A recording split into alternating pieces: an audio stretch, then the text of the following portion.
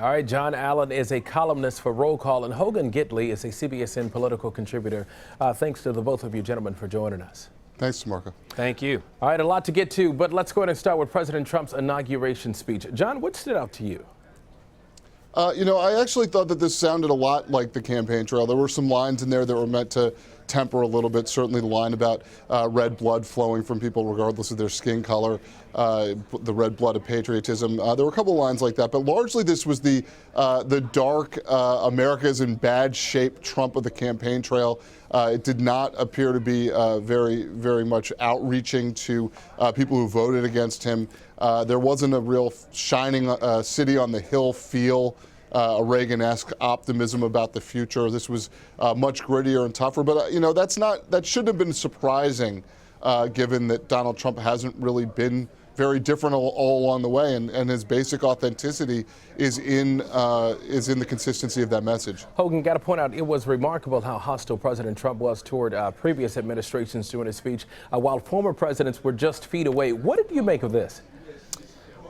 Well, I mean, look, that's the way campaigns go. They're nasty, and then when the dust settles, oftentimes in presidential politics, I remember George W. Bush sitting there listening to Barack Obama talking about stopping wars across the globe and that type of thing. I mean, that's just part of the deal. But in this particular speech, what's so great about it wasn't attacking the left or the right. It wasn't attacking political party per se. It was attacking the establishment. It wasn't partisan to Republicans. I mean, one of my favorite graphs in the speech was the establishment protected itself, but not the citizens of our country. Their victories have not been your victories. Their triumphs have not been your triumphs. And while they celebrated in our nation's capital, there was little to celebrate for struggling families all across our land. And that was the shot across the bow at every single office holder, every person behind him and those in front, saying, look, I'm a results-oriented man.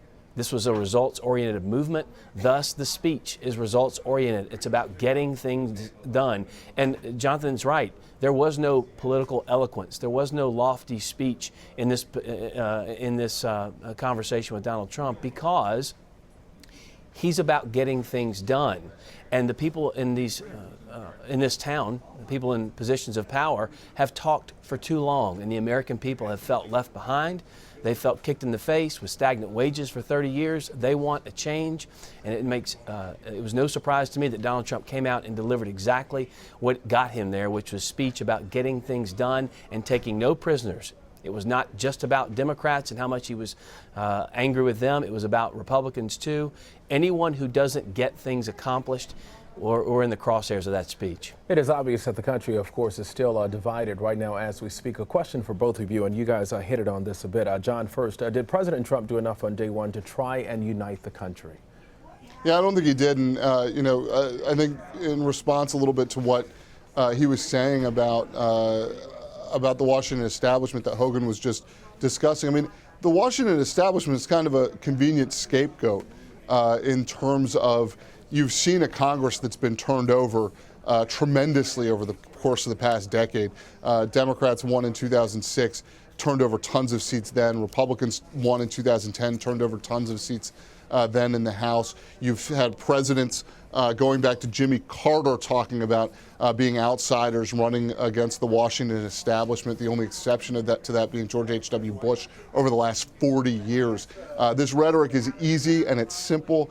Actually creating some sort of change is very difficult. And I think when you look at the people Donald Trump has put around him, basically the entire staff of Goldman Sachs now sitting in the Treasury Department and around the White House cabinet table, you're not looking at a bunch of people who have spent a lot of time thinking about how they're going to make lives better for average Americans, but instead robbed them during the financial crisis and continued to punish them with foreclosures throughout that process. So, Donald Trump's rhetoric is one thing. We will see what the reality is. I think he is somewhat committed to that in his mind. I'm not sure that he or the people around him know how to do it. All right, Hogan, your thoughts quickly? Repeat that question, I'm sorry. Well, it was basically, I just wanted to ask you if you think President Trump said enough at the inauguration to try and unite the country. Look, I don't I think it is a uniting speech, but it's a uniting speech and premise around actually getting things accomplished. I don't think it's necessarily, like I said, it wasn't the political eloquence that we hear about shining cities on hills. It was about, look, we have lost our reputation. We are no longer respected. We are no longer feared. We're going to take that back. We're going to start to put Americans first again. There was kind of a nationalist tone, a populist message tone to it. It's what he ran on. It's what got him there. And so, you know, I don't think a lot of politicians are going to be able to stand up to him, at least at the beginning. There's no wonder, you know, he does have a low approval rating going in, one of the lowest in history, but it wasn't like President Trump or the candidate Clinton were going to come in with high approval numbers. Not to mention the fact, after he was elected, you know, he was a very active president-elect.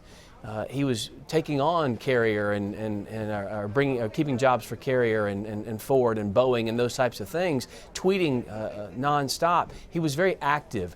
And so for me, the speech wasn't about bringing people together in talk. It was about bringing people together in deeds. And that's what I think most Americans are looking for, is something to get done in this town that for whatever reason has been crippled by gridlock for far too long. All right, John, President Trump starts with only 2 cabinet members confirmed Friday. General James Mattis as Defense Secretary and General John Kelly as the Secretary of Homeland Security. Where does the confirmation process stand for the rest of the cabinet? Are any of the picks in jeopardy?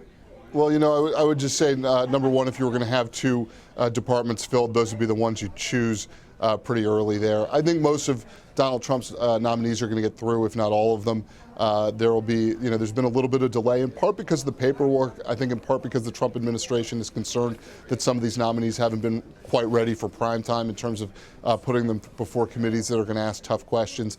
We certainly saw that with Betsy DeVos, the Education Secretary nominee, and a couple of others that have had some problems. But I think, you know, within the next couple of weeks, you're going to see most of these confirmations rolling through. I think Rex Tillerson, the Secretary of State nominee, has some issues. You know, it's possible that DeVos or one of the others could have an issue getting through, but for the most part, he's going to get the cabinet he wants, as presidents do, and as they're, I think, entitled to do. All right, my guys, Jon Allen and Hogan Gidley. Always good to see you guys. Thank you. Take care. Thanks, man. Appreciate it.